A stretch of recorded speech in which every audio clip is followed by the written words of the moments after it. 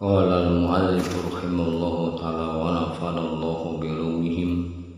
Rabbi zidna ilman nafi'an wa rzuqna fahman wasi'an wa amalan mutaqabbalan birahmatika ya arhamar rahimin. Bismillahirrahmanirrahim. Al-faslul khamisu fi bayani taubati wa talqin. I'lam annal maratibal mazkurah la tahsulu illa bitaubatin nasuh wa bitalqini min ahlihi kama qala Allah ta'ala wa aljamuhum kalimatut taqwa wa hiya kalimatu la ilaha illallah bisarti akhzihi min qalbin taqiyyin naqiyyin mimma siwallah. La kullu kalimatin tusma'u min afwahi al-'ammah wa in kana lafzu wahidan walakin al-ma'na mutafawitun li'anna al-qalba innama yahya iza akhadha badral tauhid min qalbin hayyin fayakunu bazran kamilan wal bajru ghairul balighi la yambud. Tentang tobat dan talqin.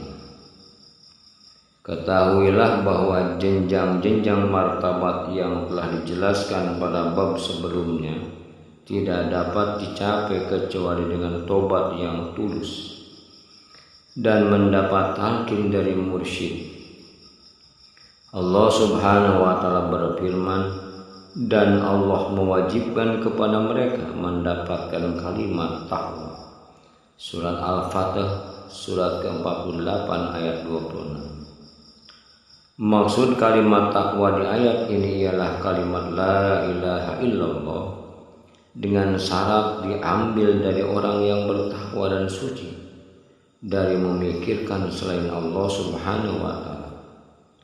Bukan kalimat la ilaha illallah yang didengar dari bacaan orang awam. Meski lafalnya satu, namun nilainya berbeda-beda. Sebab sesungguhnya kalbu akan hidup jika mengambil bibit tauhidnya dari kalbu yang hidup, sehingga bibitnya sempurna. Sedangkan bibit yang tidak unggul tidak dapat tumbuh dengan baik. Walizalika unjila kalimat tauhid fil Qur'anil azim fi mawdi'ain. Ahaduhuma muqarrinun bil qawli zahiri kama qala Allah ta'ala idza qila lakum la ilaha illallah yastakbirun fahaja fi haqqil awam wasani makrunun bil ilmil haqiqi kama qala Allah ta'ala fa'lam annahu la ilaha illallah wastaghfiru li dzambik walil mu'minina wal mu'minat fahaja talqin bisababin nuzuli hadhil ayat li'ajli talqini lil khawas kama qala fil bustani syariah awwalu man tamanna aqrabat tariqi wa afdalaha wa ashalaha minan nabiy sallallahu alaihi wasallam Ali ibn Abi Thalib radhiyallahu anhu fa'tajaran nabiy sallallahu alaihi wasallam al-wahyi panazala Jibril alaihi salam ala nabiy sallallahu alaihi wasallam wa laqana hadhihi kalimat salah sama summa qala Nabi sallallahu alaihi wasallam kama qala Jibril summa laqana Rasulullah sallallahu alaihi wasallam aliyan karamallahu wajhah summa jaa ila ashabihi falaqanahum jami'an faqala Rasulullah sallallahu alaihi wasallam raja'na minal jihadil asghar ila jihadil akbar jihadu an-nafsi. Oleh karena itu kalimat tauhid yang diturunkan dalam Al-Quran memiliki dua makna. Pertama, kalimat tauhid yang setara dengan ungkapan-ungkapan lahiriah sebagaimana tersirat dalam firman Allah Subhanahu wa ta'ala. Apabila dikatakan kepada mereka la ilaha illallah, mereka menyombongkan diri. Al-Quran surah As-Saffat surat ke-37 ayat 30. Kalimat tauhid ini adalah yang diucapkan orang awam. Kedua, kalimat tauhid yang disertai ilmu hakikat sebagaimana tersirat dalam firman Allah Subhanahu wa ta'ala. Ketahuilah bahwa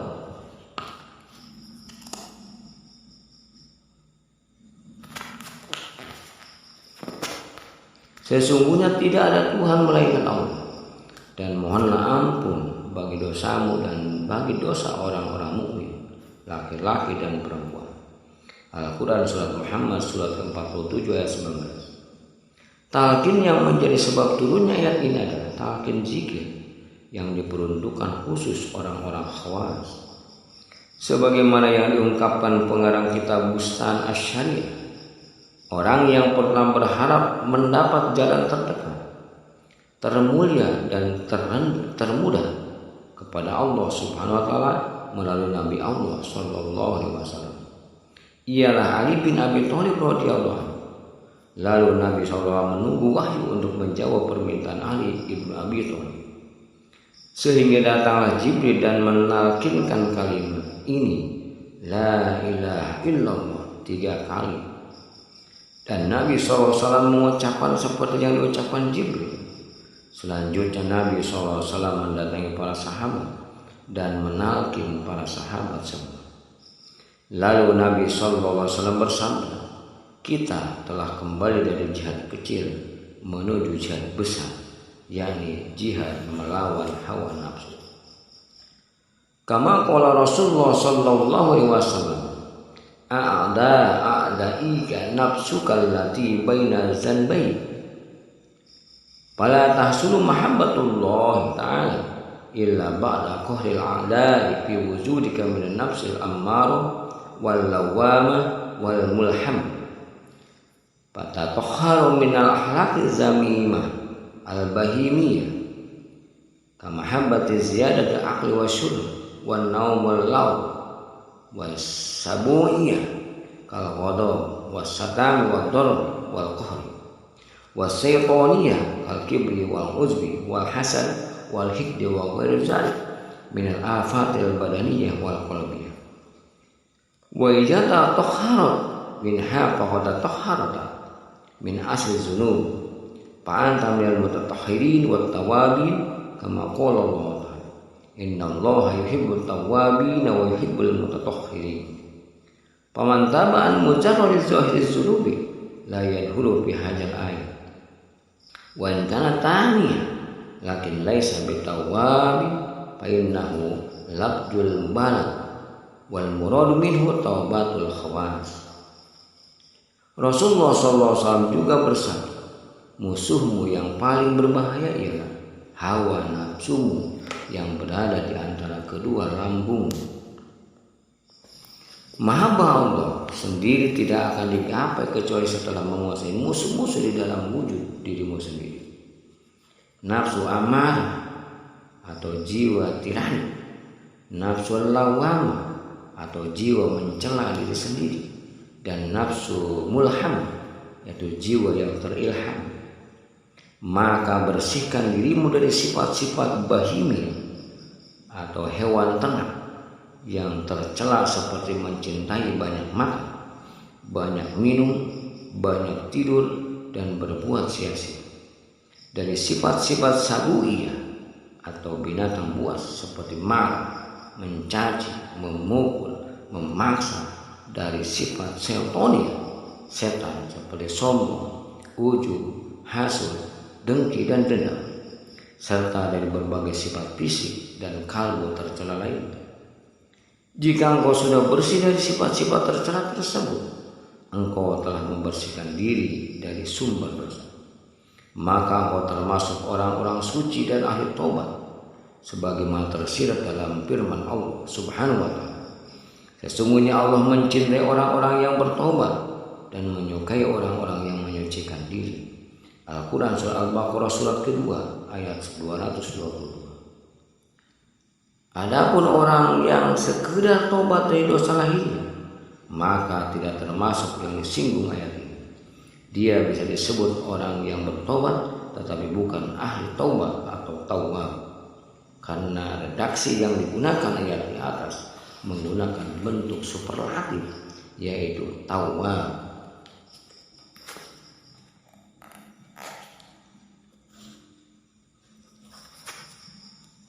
Pamisalu mayyatubu an mujarradiz dzunubiz zahir kama yaqtawu hasisar zat min far'ihi wala yastabilu bi'aqlihi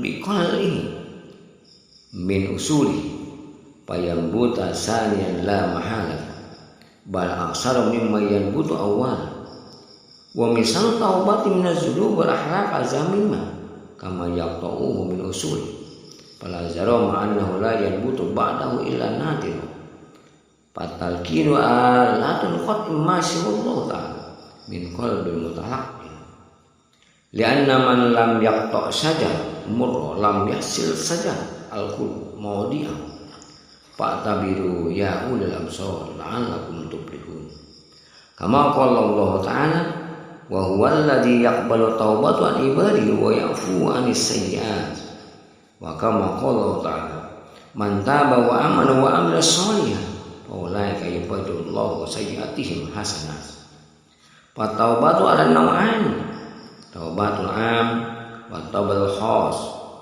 fa taubatul 'am ayyarji'u minal maksiyat ila ta'ah wa minaz zamimah ila hamidah. Sehingga yang dimaksud tobat di ayat itu adalah tobatnya orang-orang yang khawas. Perumpamaan orang-orang tobat dari dosa lahiriah saja seperti orang yang memotong rumput sampai di pangkal batang saja, tidak mau mencabut dari akarnya, maka pasti akan tumbuh lagi, bahkan lebih banyak dari sebelumnya. Ahli tobat yang bertobat dari segala dosa dan akhlak buruk, bagaikan orang yang mencabut rumput hingga akarnya, maka dipastikan ia tidak akan tumbuh lagi kecuali sedikit. Maka talqin adalah alat untuk memotong segala sesuatu selain Allah Subhanahu wa Ta'ala dari kalbu orang yang ditalqin.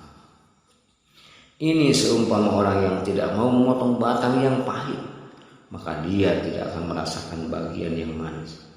Merenunglah, wahai orang-orang yang memiliki mata hati, semoga engkau beruntung sebagaimana tersirat dalam firman Allah Subhanahu wa Ta'ala.